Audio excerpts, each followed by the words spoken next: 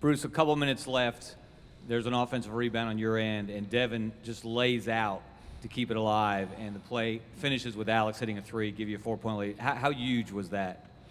Kevin, it was huge, and TJ's offensive rebounds, they're late to gain those possessions, and it's just guys that you're not expecting to make those plays. Look, you guys have covered sports for forever. How often in tournament play is it somebody that you just aren't expecting?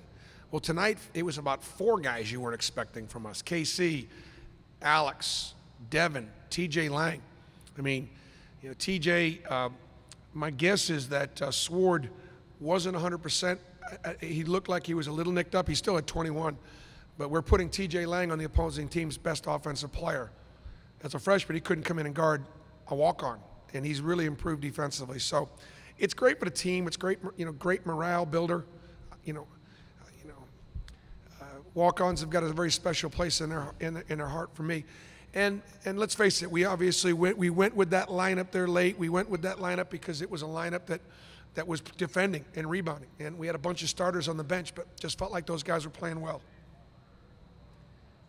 Okay, next question. Let's take it right here in the middle. Bruce, can you talk about the rebounding? You guys had a nice edge in the regular season game. It was pretty ugly.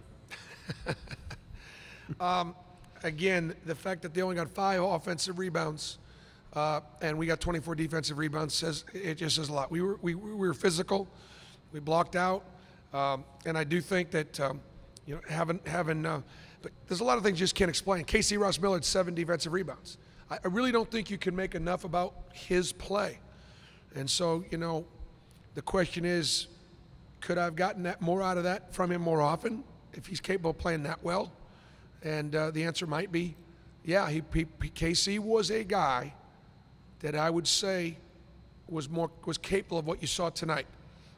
Alex, he hadn't shown that until you know, in a big moment.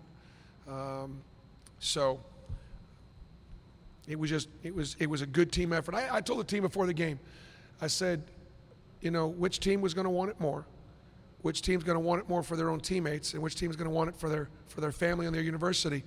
And we talked a lot about the fact that it's been years since Auburn has come to the SEC tournament and won a basketball game. And we're still here. And that's a step in the right direction. Okay, other questions for Coach Pearl? Down front. Go ahead.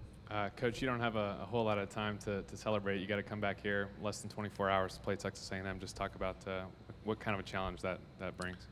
Texas A&M did just beat us. They dominated us. 10 points at home and 25 on the road. You know, it was all we could do to hang in there with them. So they're very big. They're very physical. They're very deep. They're really hard to, their man-to-man stuff's hard to guard.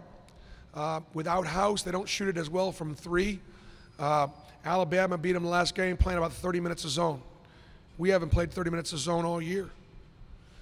So we've got to figure out a way to hold them under 80, which is what they got the last time. In fact, I'm not even sure the last couple times. It's been pretty hard to guard them. Hands up. Other questions for Coach Pearl? Raise your hand. All right, let's go to the aisle and let's go to the back, and then we'll come right back down to the front. Yeah, Bruce, with Bowers, was that coach's decision in the second half? He only played like 7 minutes. Yeah, you know, Sim's been carrying us. I mean, he really has. And believe it or not, he's terrifically coachable. But Devin was playing well defensively, and you know, I didn't feel like that's what we needed. And then the other thing was offensively, I felt like we were going to go through our guards. So Devin's not going to do much offensively other than just keep a 50-50 ball alive, set a really good screen.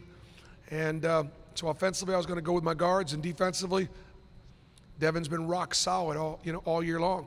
It's an area that Simeon needs to improve in. All right, let's come back down on the aisle here in the front. Bruce, you said you talked a lot about the fact that Auburn hadn't won a game in this tournament in years. One of the players said you mentioned it even at halftime tonight. Why was that a point of emphasis for you? Why was that a motivational tool that you used? Kevin, when you receive more support than you deserve, I go to bed every single night, you know, really wanting to show more progress for Auburn basketball this year on the court, just not been able to do it. And so it bothers me. So like I said, this game was not for that team. This game was for our fans.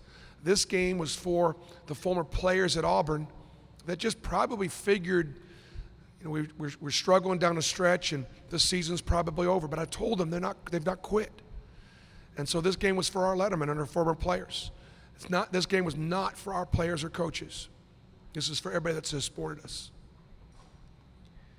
You got time for one or two more. Hands up, anyone? All right, thank you very much.